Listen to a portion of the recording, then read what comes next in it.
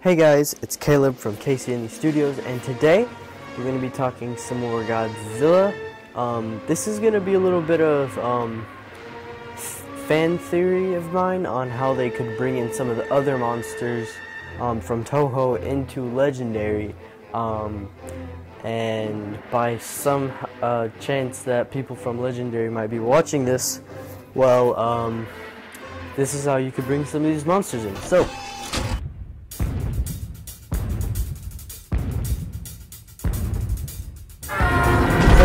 here we go. This is also just for plain old enjoyment, for me and for the viewers. So yes, let's get started. So this kaiju is already going to be in one of the Godzilla movies. We don't know which one he's going to be in, but King Ghidorah. So let's take a look at this. So what?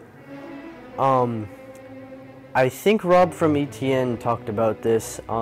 He has to come from prehistoric, or he should come from prehistoric times if they want him to come from space. And I'm actually leaning more towards the space thing, but you don't, without including aliens, and that's a good way to include space, but without aliens. So, but basically, he comes from a meteor in prehistoric times and crashes, and this is where it could go one or two ways. So, one way.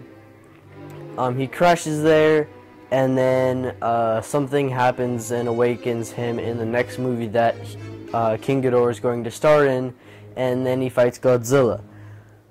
Another way it could happen, which I thought about, was, well, you know how they were talking about how Godzilla was around in the prehistoric times too? Well, basically, King Ghidorah could crash, and then when Godzilla comes, to be or whatever, King Ghidorah could fight Godzilla after, like, he wakes up or something, but Godzilla beats him, or maybe other meteors could come down and there's multiple King Ghidorahs, and Godzilla kills multiple of them. Either way, one of them has to survive, and whether they stick with the multiple King Ghidorahs or not, I actually just thought about that, but I don't know.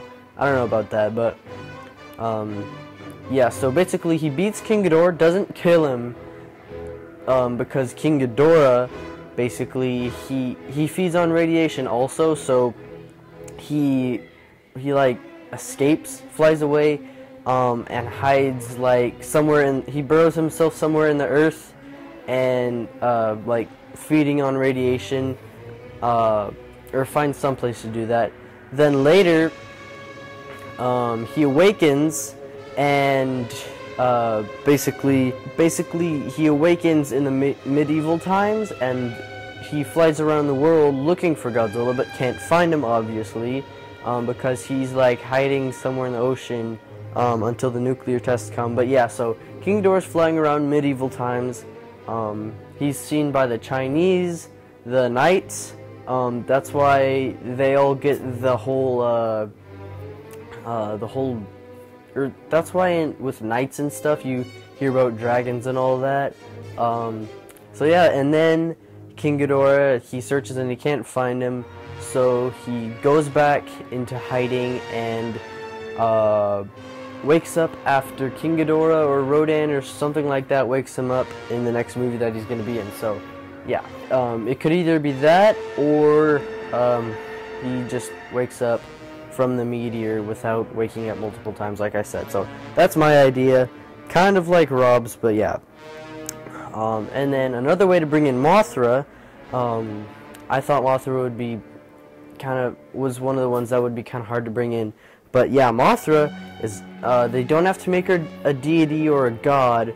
They could simply make her an ancient giant moth that either feeds on radiation or not, or it could just be a giant moth. But she could be appraised or turned into an idol by some I don't know, people, ancient cult or something like that. Yeah, so she isn't a god, but she is a she is praised by, I don't know, people from some cult that they made up. And yeah, so let's get into the other ones. I got a couple more. Gigan. So Gigan, they could also do one of two things. They could simply make well, actually, here's something I want to show you.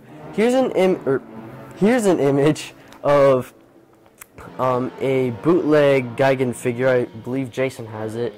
And Toho Kingdom made it. So it's basically Gigan, but without all his cyborg modifications. And basically what they could do is they could go with that, or they could just have him as his claws and basically just say he's a dinosaur.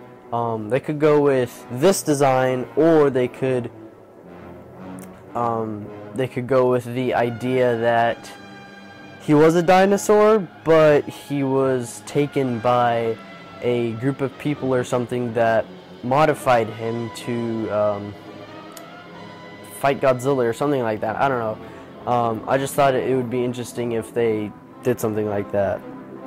Yeah, so next, Mechagodzilla. Yes, I got a theory on how they could bring him in. So, I think that Mechagodzilla could be built in a movement against Godzilla, demanded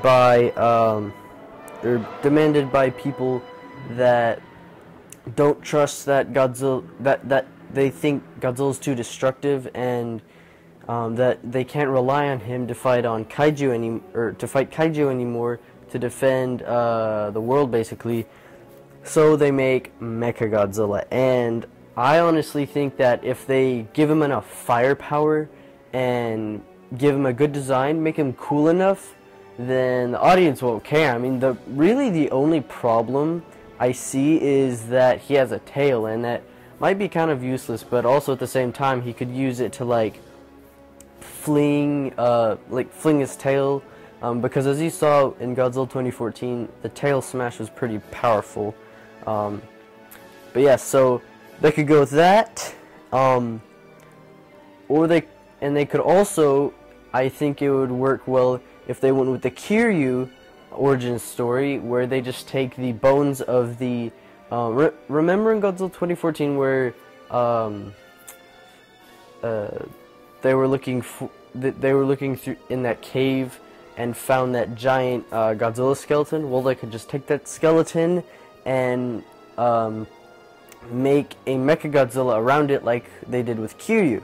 And I think that would actually work pretty well. It would be interesting what they'd call him. They could, I think they just call him Mechagodzilla, or give him some nickname, like for example, the Japanese gave him Kiryu. Yeah, so next, okay, Orga. Yes, Orga. So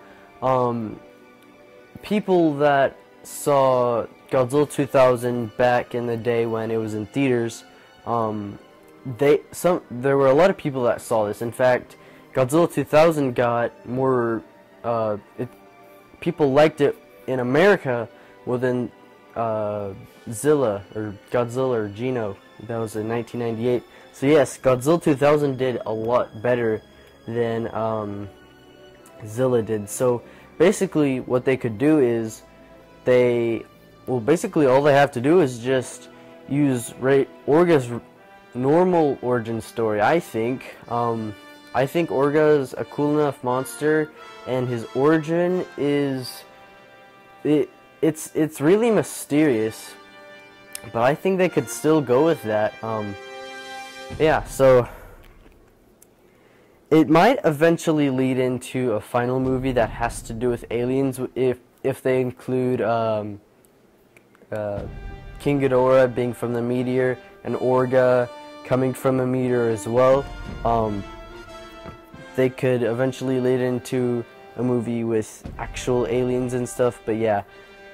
So, like I said, Orga, they just go with his normal origin story and it would work. So yes, last, Space Godzilla.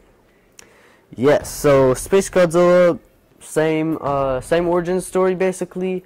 All I think they would really have to do is I think it would work better if they took away his telekinesis and flying abilities, I just think that people would find that cheesy, because, you know, it's the general audience, and with this Godzilla, they're trying to make it go mainstream and all that. But yeah, I think if they did destroy it, they could do same origin story.